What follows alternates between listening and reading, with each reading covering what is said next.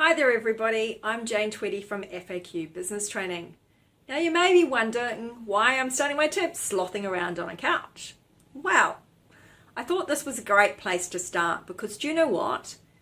Although I'm talking about 30 things that you can do to cope with crisis, I don't expect you to do them all.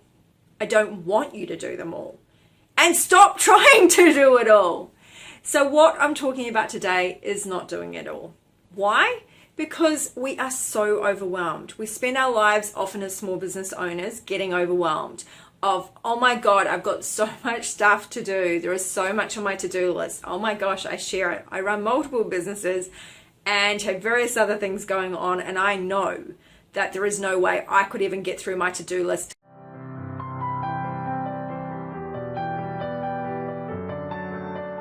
What I thought I would talk about today is about not doing it all. So I want you to understand that not doing it all doesn't mean we don't do it forever. It just means that we pick and choose selectively what we do. So a good example is thinking about what you do in your business. And at the moment, there are seriously a million webinars you could do, like a million. And yeah, great, they're all free and they're all great opportunities. Hey, I'm offering some great webinars. But you've got to pick and choose wisely. Don't do them all. Just do the ones that are most relevant to you, that you know you can implement and will implement, and that have some sort of practical outcome to them. So whenever I do my webinars, I do give people homework, and I do that for a reason, because I want you to genuinely be able to use the content I'm giving, and I want you to genuinely actually implement it, because otherwise, honestly, why bother doing it? I see so many people going to training and learning stuff after stuff after stuff, and they're just learning and learning and learning, and then they get more overwhelmed because there's so much in their heads. Oh my God, and they blow. We don't want to see that. We don't need to see that. So what I want you to do is take a step back and stop and think. What is it that you actually need for your business? What goals are you trying to achieve? What is the mission in your business? What are your values? What is your vision? And then stop and think about what is going to help you achieve those. So if it's something that, oh cool, it'd be really nice to learn about podcasts, but you don't need to do a podcast, then don't do the podcast thing. Focus on what you do need to do, building up your email list or whatever it is. But remember, we all have hundreds of thousands of things we could choose to do each day, millions of things we could choose to do each day. But it is our choice. And whenever we choose something, we choose to not do something else. So in my case, you might be able to tell by the bags under my eyes, often for me, my choice is to do something, anything, over sleeping. Now clearly that's not sustainable in the long term, and I know that.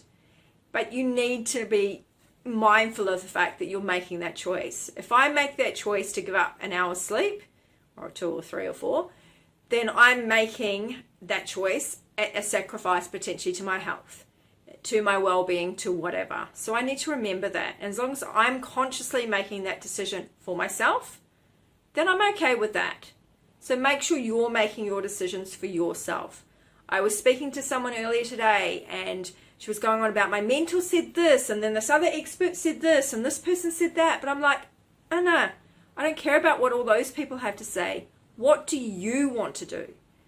Because at the end of the day, it's your business, it's your decision, and you have got to be ultimately responsible for your choices. It can't come down to somebody else. So what I'm here to do today is simply to remind you, we can't do it all. And what I would like to see is that you're not trying to do it all, but rather you are trying to do the right things for your business and the right things for you. There is a crisis trifecta going on at the moment. Okay, we are living in a world where we are subject to 3 crises, all on top of each other. A global financial crisis, a health crisis, and a lifestyle crisis. And you might not have realized about that latter one, but that latter one, honestly, is having bigger effects on people than the other 2 combined in a lot of cases. So consider that each of those crises causes grief and loss.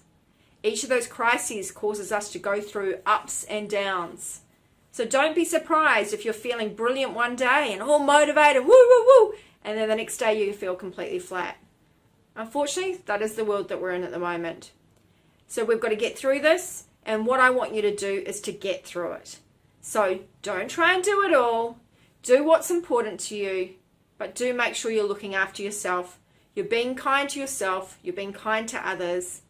And I look forward to hearing from you about the things you are implementing in your business and you are doing along with us in our 30 days of ideas.